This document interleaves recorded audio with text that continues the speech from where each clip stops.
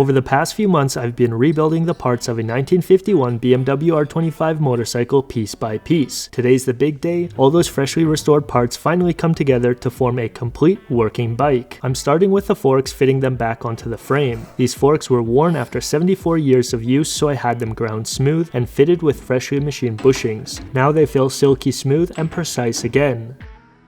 Before securing everything down, I'm adding the headlight bucket with new rubber washers and the original bolts that carry decades of patina. I've been asked multiple times why I'm keeping the patina instead of doing a shiny, full restoration. For me, it's about preserving the story of this bike. Every dent, every scratch, and every bit of faded paint shows the life it's lived. I personally think it suits this bike perfectly, but what do you think? Would you have gone for a fresh restoration or keep the history intact? With the front fender in place, it's time to install the front wheel that has been fully overhauled with new tubes, Metzler tires, fresh bearings, and felt seals. And while getting it to run is important, stopping is even more crucial. The brakes on this were old and never that great, so I fitted new linings and resurfaced the hub to give it the best chance possible. With that done, the front wheel and brake assembly mount smoothly onto the front forks. The front axle is passed through and tightened on the opposite side. It rotates as smooth as butter. The center stand had decades of wear, and I shared the full restoration process over on Instagram. Check it out if you're curious about the details. The center stand is secured by 2 bolts and held up by a spring that attaches to a frame tab.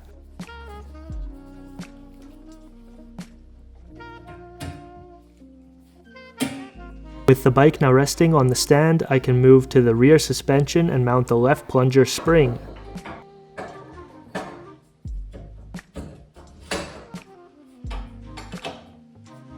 Once that's in place, the rear fender bolts on, and honestly, this has to be one of the longest rear fenders I've ever seen. It covers more than half of the tire, and that's really a massive piece of sheet metal to begin with. BMW definitely didn't hold back on material here. Next up is the real heart transplant, mounting the engine back into the frame. This is a 250cc single-cylinder overhead valve engine, completely rebuilt from top to bottom with genuine BMW parts. It's held in place with 2 studs, which I'll leave semi-tight for now until the rest of the components are mounted around it.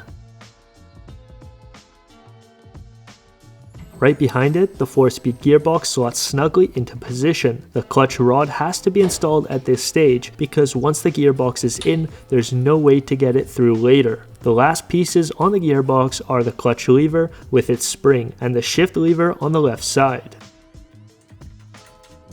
With that done, the 22mm Bing carburetor bolts onto the cylinder head with just 2 nuts.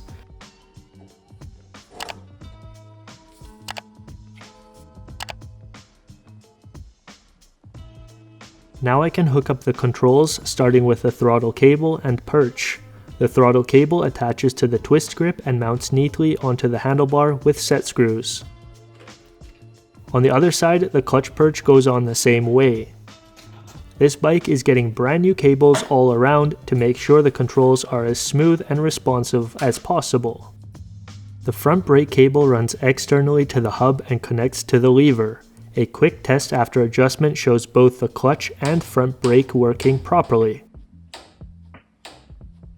The speedometer drive cable is also renewed so the bike will give an accurate reading of the riding speed. Driven by a gear inside the gearbox, it's locked in place with a single bolt.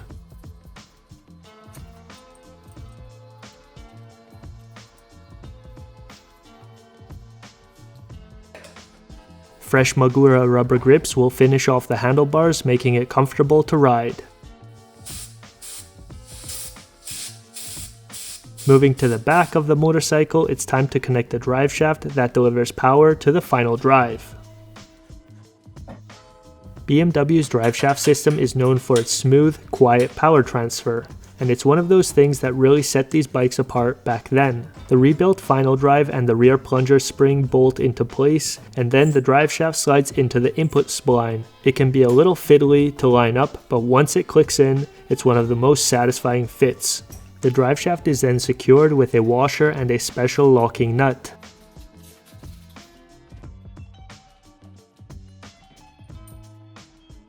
Tightening it is tricky with such limited access, but with the right tool, the nut goes on and is secured with a cotter pin.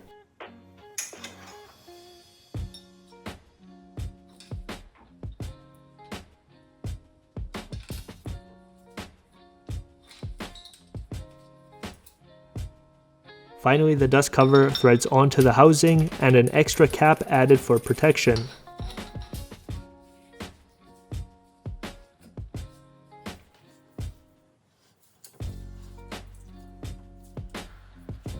The rear brake has been fitted with brand new linings, which is going to make a massive difference when it comes to actually stopping this bike. The final drive is now fully sealed, so the brakes will stay dry and functional for a long time to come.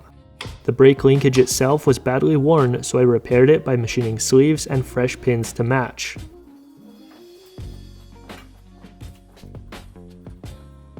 Now the brake pedal feels tighter and more responsive than it probably did in 1951.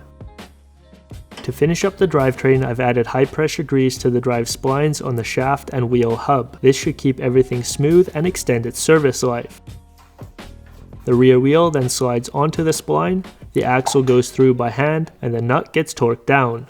Like with any vintage bike, the wiring needed attention. The original electrical system was crumbling and brittle, so everything is being renewed. This bike runs a simple 6-volt system. Power runs to the ignition switch, and with the push of a key, the bike is ready to fire up. From front to back, the wiring really only powers the headlight and the taillight. There aren't even any turn signals. They simply weren't required in the early 1950s. The Bosch headlight goes back on with a single screw holding it in place at the bottom. As for the taillight, the one that was on here before wasn't actually correct, so I've replaced it with an Aber taillight fitted with a Bilux bulb that even gives it a working brake light. Originally, these bikes only came with a running taillight and no brake light at all, hard to imagine by today's standards. When I first mounted the taillight, I didn't yet have the right wire, so that was added later on. With the bike really taking shape, it was finally time to reunite the fuel tank with all its character and patina. Next, the Pagusa seat is mounted to the frame with its spring underneath.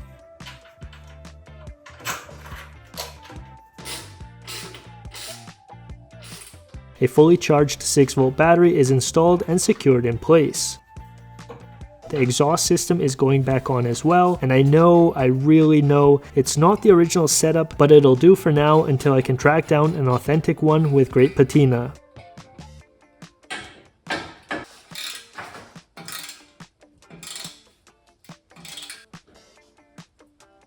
The missing air pump is added back to the right side of the frame, which completes the look and makes the bike feel whole again. You'll notice I decided to leave off the rear passenger seat. I like the sportier look this way, and it also cuts a little bit of weight down. After weeks of rain, I finally rolled the bike outside for a quick cleanup. The grass is green and vibrant again, and so is the BMW R25 even after 74 years of wear and tear. At least on the outside it still carries its scars and patina, but mechanically it now feels like a brand new machine. And now the big moment, the startup you've all been waiting for months. Sit back and enjoy the sweet sound.